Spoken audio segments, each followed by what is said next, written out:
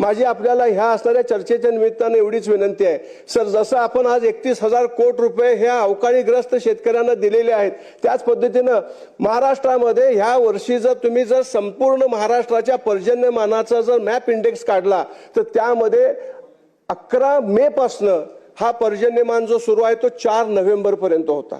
11 may to 4 November माझ्या तालुक्यामध्ये तर जवळजवळ 2,500 मिलीमीटर पाऊस पडलेला आहे। म्हणून माझी विनंती आपल्याला आहे, जसं आपण अवकाळग्रस्त शेतकऱ्यांना मदत केलेली आहे तसं ज्यांनी पेरणीच केलेली नाही त्या पेरणी न झालेल्या शेतकऱ्यांची सुद्धा संख्या जवळजवळ 8 ते 9 हजार एकरच्या माध्यमातून आहे। त्या सगळ्या शेतकऱ्यांना उद्याच्या काळामध्ये आपल्याला ह्या सरकारच्या माध्यमातून आपल्याला न्याय देणं गरजेचं आहे। रब्बीची निविष्ठेला जसं आपण 10,000 रुपये दिलेले आहेत तसं नापेर जे असणारे शेतकरी आहेत त्यांना सुद्धा आपण 10,000 रुपये प्रमाणे ठोक मदत करण्याच्या संदर्भातली मी या निमित्तानं सरकारला विनंती करतो। आणि